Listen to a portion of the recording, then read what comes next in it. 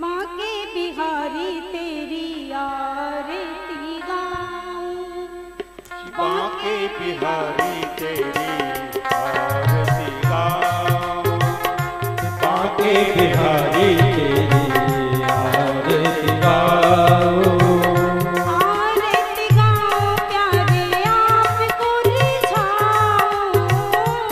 आरती गाऊं प्यारे आपको रिझाऊं, आरती गाऊं प्यारे आपको रिझाऊं,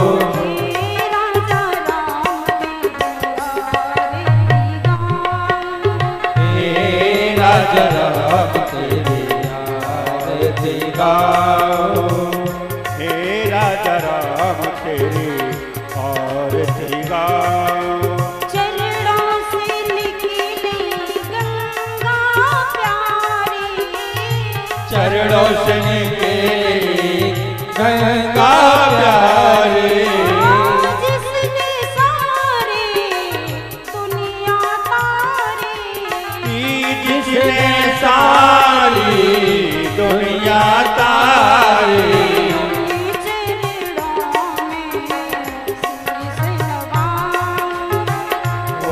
चरणों पे शीश नवाओ,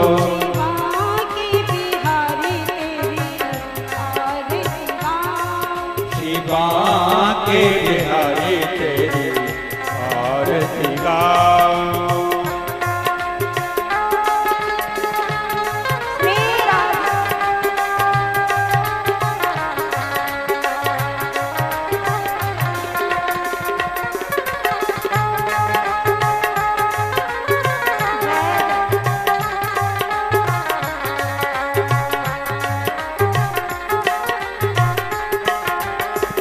मोरे मुकुट प्यारे शीश पे सोहे, मोर मुकुट प्यारे शीश पे सोहे, मोर मुकुट प्यारे शीश पे सोहे, प्यारे वैसी मेरो मन मोहे, प्यारी पंछी मेरो मन मोहे, देख छवि बले हारी जाऊं, की छवि बलिहारी जाऊं, हे गिरधर तेरी आरती गाऊं, हे गिरधर तेरी आरती गाऊं,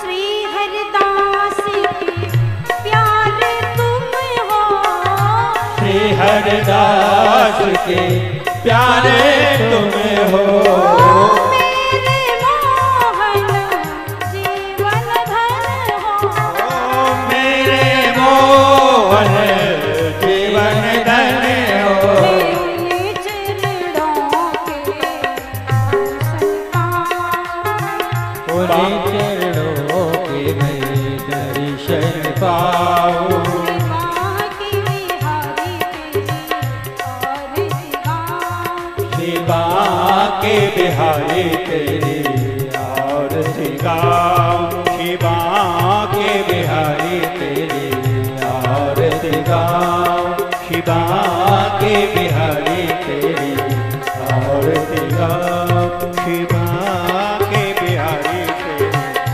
आरती गाऊं, आरती गाऊं, आरती गाऊं।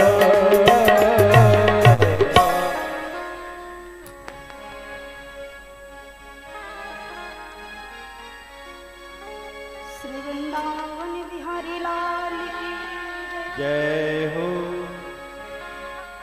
बाल कृष्ण भगवान की जय हो, श्रीमद् भागवत महापुराण की जय हो,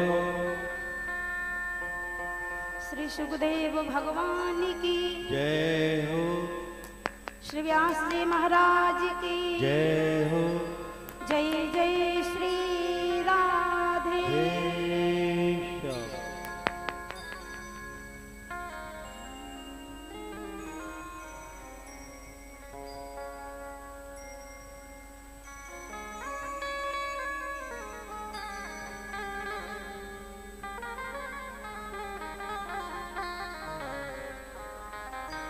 परम मंगलमय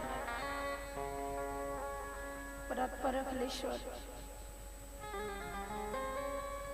अकारण करुणा वरुणालय भक्त वांछित कल्प तरु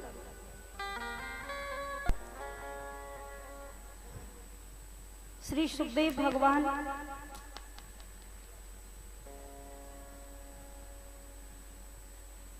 जहां राजा परीक्षित कलकन्या नादिनी पावन गंगा जी के किनारे शुक्रताल में त्यागी भगवान व्यास पुत्रो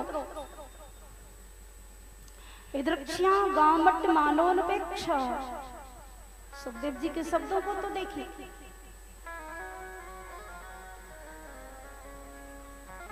घुंघराले बाल हैं, श्याम वर्ण है, विशाल भाल विशाल नेत्र। ऐसे सुखदेव भगवान पधारे और व्यास पीठ पर आसीन हुए। परीक्षित ने पूजन किया, चरणों में वंदन किया।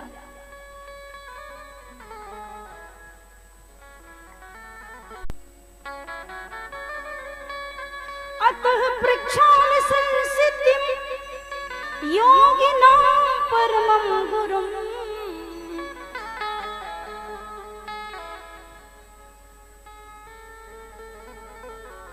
सातवें दिन मुझे मरना है।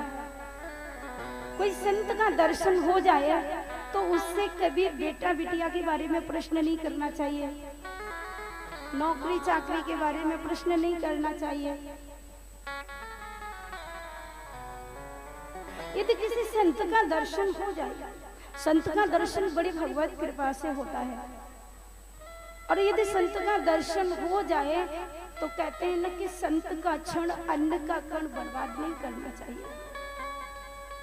किसी संत का दर्शन हुआ तो उनके चरणों में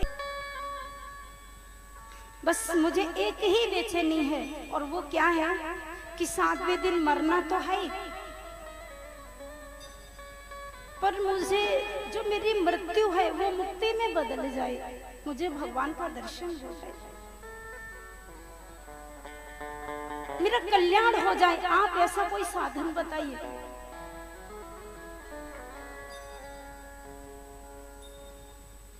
म्रियमाणस्य सर्वथा।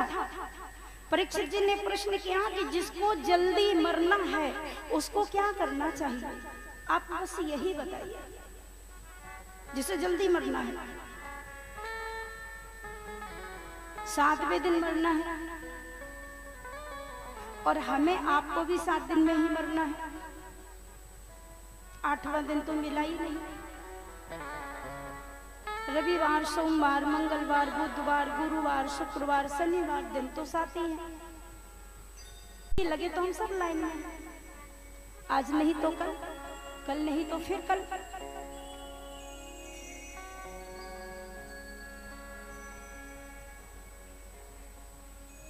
न जायते म्रियते वा कदाचित् नायं भूत्वा भविता वा न भूयः।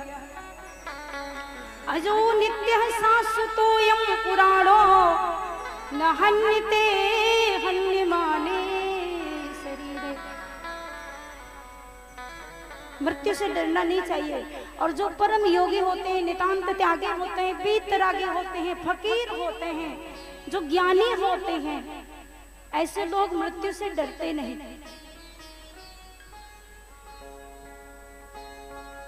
और मृत्यु क्या है?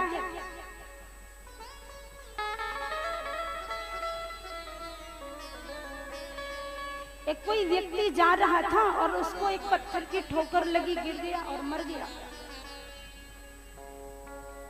लोगों ने उसे देखा, उठाया, हिलाया, डुलाया, तो हिला नहीं, डुला नहीं, तो लोग चिल्लाने लगे, मर गया। एक यात्रा थी उसकी, सफर करने के लिए निकला था, और जहां उसको जाना था, आज अपने घर चला गया, मरा कहां? ये संतों की बात है।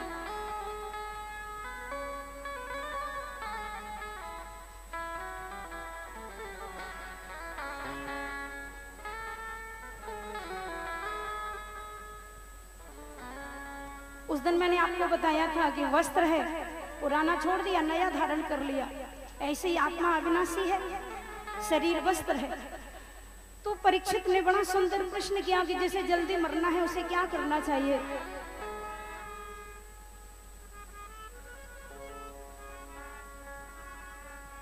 अब द्वितीय स्कंद का प्रारंभ हुआ, 12 स्कंद है श्रीमद् भागवत महापुराण। अरे राजा परीक्षित, जो तुमने प्रश्न किया है वो तो जन कल्याण के लिए किया है।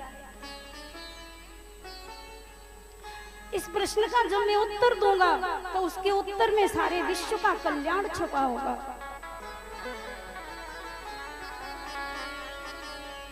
बड़े सुंदर भाव से आज भगवान सुखदेव जी ने परीक्षित को समझाया। तू चिंता मत कर, 7वें दिन तुझे तक्षक नाग डसेगा। 7 दिन तो बहुत होते हैं। मैं तुझे विश्वास दिलाता हूँ, मैं तो तेरा 7 घड़ी के अंदर तेरा उद्धार कर सकता हूँ।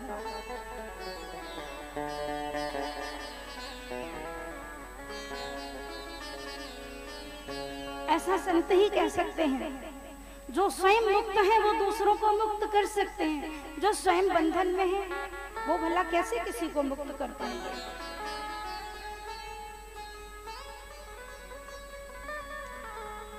और देखो, बाबा तुलसीदास ने लिखा है, जड़ चेतन है ग्रंथ परी गई, यदि भी मृषा छूटत कठिन है। तो मृषा है तो मिथ्या, पर इस गांठ को खोलना बहुत मुश्किल है, बहुत कठिन है। संतों की कृपा से, संतों के उपदेश से, संतों के आशीर्वाद से ही यही ग्रंथि खुल जाती है और हमें अपने शारूप्य का ज्ञान होने के लिए अनेक प्रकार की लीला करता है। योगी लोग ब्रह्म का ध्यान करते हैं, भक्त लोग भगवान का ध्यान करते हैं।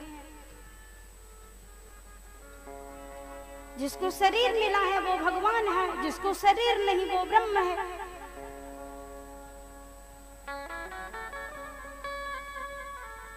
तो ऐसे नारायण भगवान जहां क्षीर सागर में शयन करते हैं, भगवान का कोई नाम होता है? कोई नाम नहीं होता। भगवान को नाम तो भक्त देते हैं। भगवान का कोई रूप होता है? कोई रूप नहीं होता। भगवान को रूप उनके भक्त देते हैं।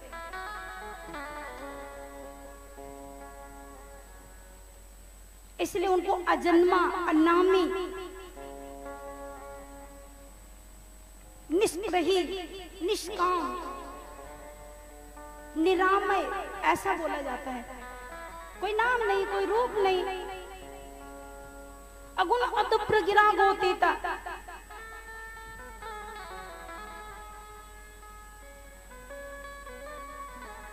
तो भगवान को भक्त रूप देते हैं, भक्त ही नाम देते हैं। तो निराकार ब्रह्म,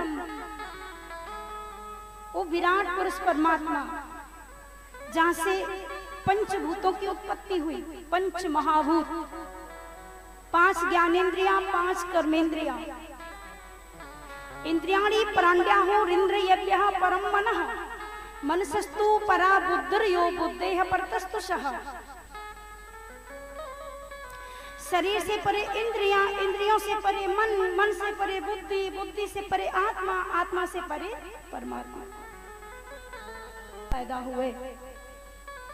ब्रह्मा कौन है? भगवान। धाता हम विश्व तो मुखः, विधाता तो नहीं है। ब्रह्मा जी निकले। अब ब्रह्मा जी ने देखा कि सारे संसार में जल ही जल, अपम नारायति पुरा संज्ञा कर्म कृतम मया, विश्व जलमय हो रहा है, कोई दिखाई नहीं दे रहा, मुझे पैदा करने वाला कौन है, मैं कहां से आया हूं। बड़ी चिंता में पड़ गए, चारों ओर नजर से देखने लगे, कोई दिखाई नहीं देता।